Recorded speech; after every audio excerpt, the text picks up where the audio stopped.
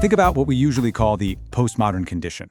We're living in this era that's completely defined by a really deep skepticism of large institutions, overarching narratives, and objective claims to reality. Instead of looking out, we're constantly encouraged to look in, right? We elevate personal inner truth above pretty much everything else. But here's the million-dollar question.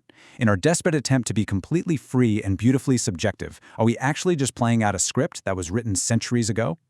There is this absolutely wild irony to our postmodern world, and the philosopher Michel Foucault hit the nail on the head here. He noted that in our modern attempts to tear down all these grand philosophical systems and escape objective meta-narratives, we haven't actually escaped, well, anything. We are literally just acting out a highly specific, totally predictable stage of George Wilhelm Friedrich Hegel's dialectic.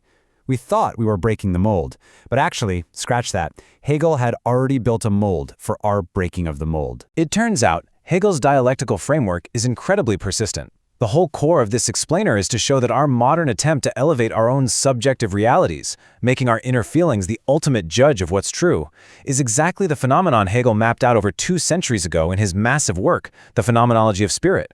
We aren't defying his analysis, we're just living inside of it. We'll start with the postmodern predicament, then dive into what Hegel famously called the law of the heart, examine the inevitable dialectical conflict that springs from that, look at the retreat into the beautiful soul, and finally, find a resolution in the ethical order. And to really understand how we got here, we need to transition into section 2, focusing on Hegel's exact terminology, the law of the heart, where we start treating inner emotion as ultimate truth.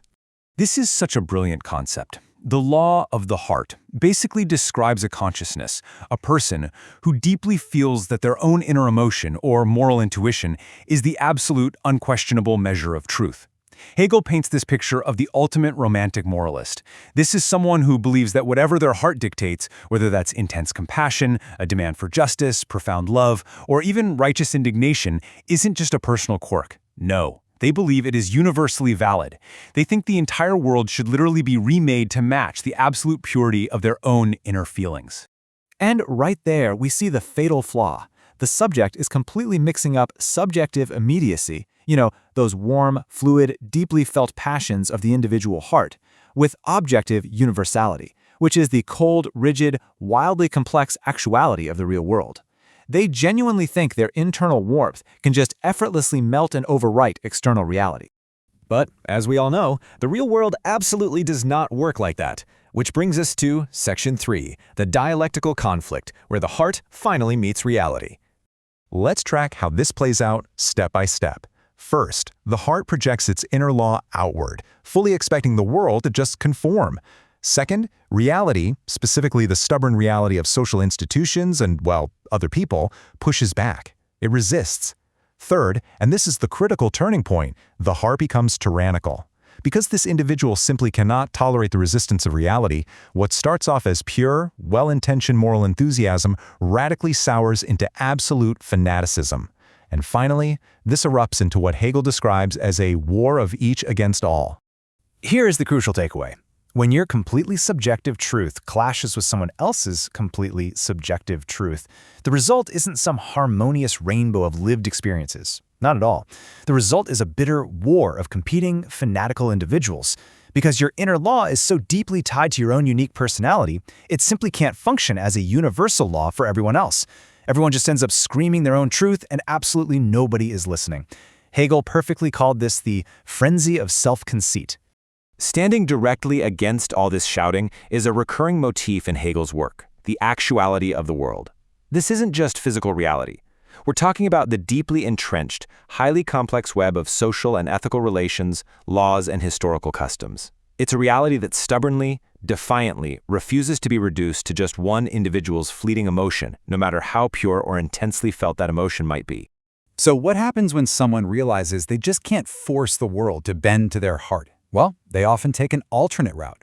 This leads us to Section 4, the beautiful soul and the retreat to purity.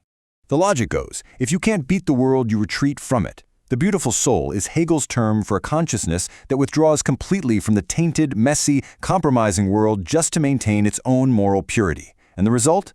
Profound disillusionment and total paralysis.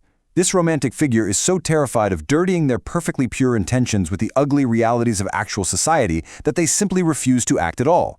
The beautiful soul ends up completely alienated from the exact world it originally wanted to heal, essentially choosing a state of total paralysis over any kind of imperfection. I want you to note how heavily Hegel critiques this stance. I mean, it sounds super noble to remain completely pure, right? But Hegel argues that by refusing to engage with the actual messy world, the beautiful soul achieves absolutely nothing. Because they never act, they never truly exist in reality.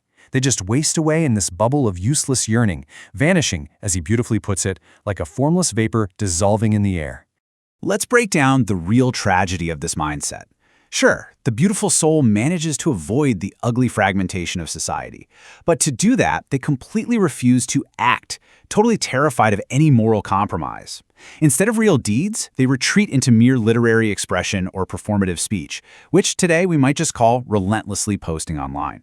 Hegel does not praise this purity at all. In fact, he calls it the absolute low point in humanity's attempt to become a social animal. Isolating yourself in a perfect little bubble of subjective purity is a total dead end for human progress.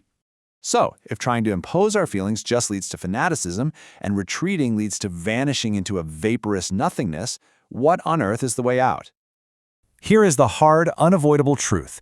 Universality cannot be grounded in feeling alone. This is the exact moment when human reason really has to learn its own limits. Your feelings, your heart, your subjective truth, they are valid, they are important, but they are not the bedrock of reality. They simply cannot hold an entire society together. The law of the heart eventually has to give way to what Hegel calls Sittlichkeit, or the ethical order. This is his grand overarching resolution. True freedom and real objective truth, they aren't found in isolated feelings or your personal moral intuitions. They're actually found in our shared, living, public institutions, our customs, and our collective social rationality. For Hegel, this is where truth actually lives and breeds out in the real world. Embracing this ethical order requires all of us to overcome what Hegel refers to as the narrowness of heart. It means actively moving past our immediate self-seeking individuality. We have to stretch and expand our mentality to actually incorporate other people's perspectives. It requires us to look at the laws and institutions of society not as these dead, oppressive, rigid necessities, but as a shared spiritual substance that we are all actively participating in. We literally have to transform a me truth into a truly shared we reality. Only by doing that can we ever find genuine self-determination within the social whole instead of constantly fighting against it. When you look at our hyper-individualized modern world, a world so obsessed with personal purity and subjective truth, it really does seem like we are deeply, stubbornly entrenched in the law of the heart and the beautiful soul.